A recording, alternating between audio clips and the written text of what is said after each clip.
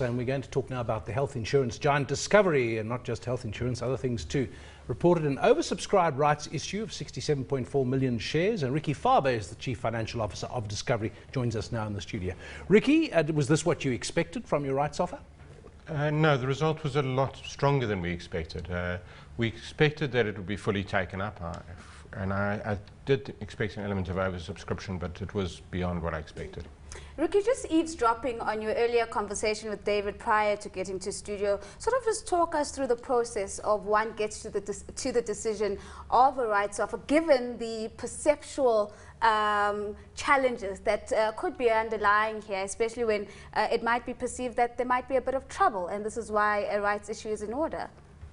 Sure. So, well, there are actually two parts. I guess the first part is the decision to do a rights issue, which is not a light one.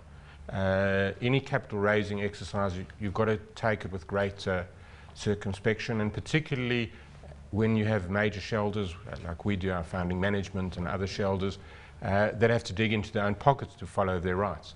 And so once you've passed that decision, then the question is, how do you get it out there in a way that is I guess, a sign of strength? Really, the point is that Discovery is not in any form of distress. And normally rights issues are seen as a case of a company in a sign of distress needs to raise capital. Ours was completely the opposite, was to fund growth. But it's how you get that message across and how we get the market and commentators in general to understand that and not to attribute some sort of negative view to it. And we were quite worried about that. Gwen? Well, Ricky, you can see the share price. The market's not worried about Discovery being in trouble.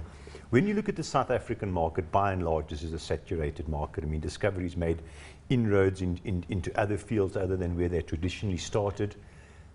But clearly, your growth is overseas. When do you see this becoming cash flow positive? You've done the rights issue now to fund expansion overseas effectively.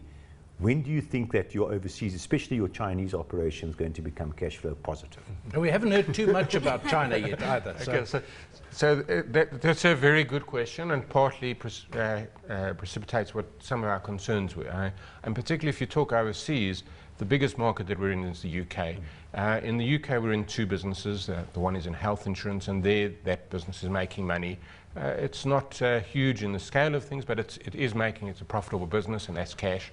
The other business is life insurance, and life insurance is a sort of business where you actually invest a lot as you grow the business, so growing very strongly.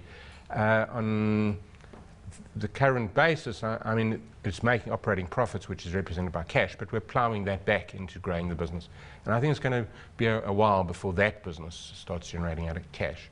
And then your specific question on China is definitely the most interesting, probably the most interesting of the businesses that we're in.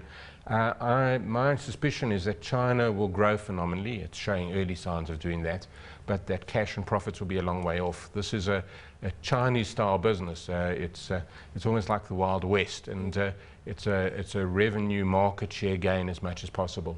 So I suspect there'll be many years that we'll be reinvesting and expanding. The CEO, chairman of Ping An, Peter Ma, he just talks about explosive growth. He says, sign up the customers as fast as you can. We'll worry the profits and the cash will come later. Explosive growth, that's a good phrase to have in association with the company. But when the news of the rights offer first came to light, we know that you were very clear about how the capital raise was going to be used, the UK business, which you've spoken about, and of course adjacent South African markets, which later came to light, would be expanding that relationship with FirstRand around Discovery Card. Now, on the back of that, former CEO of FNB then tweeted, I don't know if you're on social media, saying that, I think this is the beginning of Discovery Bank. We've got you at the desk now. Can you dispel or confirm? So at this point, we haven't got any firm plans to go into banking or get a banking license. We've been talking to FirstRand for many years about expanding the products that we offer into adjacent products. So a whole range, home loans. We even had a home loan benefit a couple of years ago. I mean, the step into banking per se, to get a banking license, is a big one. And we've had some thoughts about it, but it's a really big decision for any company and any board to make, and not one that we've made yet.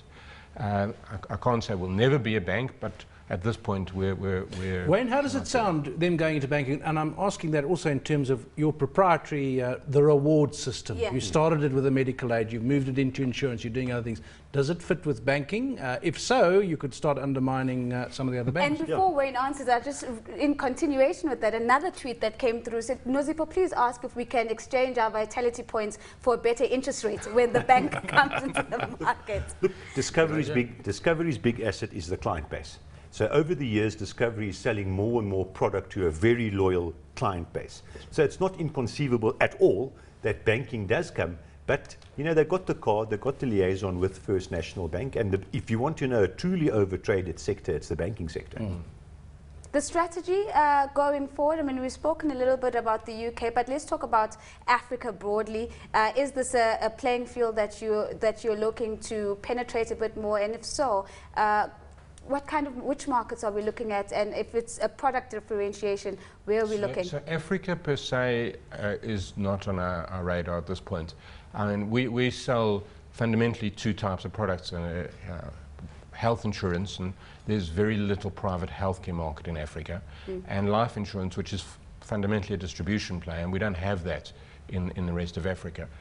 We kept pretty busy expanding in a different way, as you may know, with partnering with other Ricky, I'm a clients. bit surprised to hear that. You say medical care in Africa is not at that stage. Can't you create the market? Isn't that the sort of thing Discovery likes to do? So I'm laughing a little bit because I was sitting at a dinner at one of the conferences with one of the hospital groups, and we were talking about this exact thing. And they said their worry about going into the rest of Africa is there isn't a private health insurance market. Yeah. And I said, well, our worry about going into the rest of Africa there isn't a supply. So we've got nothing to pay for short of flying people back to Morningside or Mill Park or something like that. So can't you get together, is the question? And one of the investment bankers at the table said, well, yeah, we've got a deal in the making. But both of us quite busy, so we haven't really pursued it. Wayne, a parting shot from you?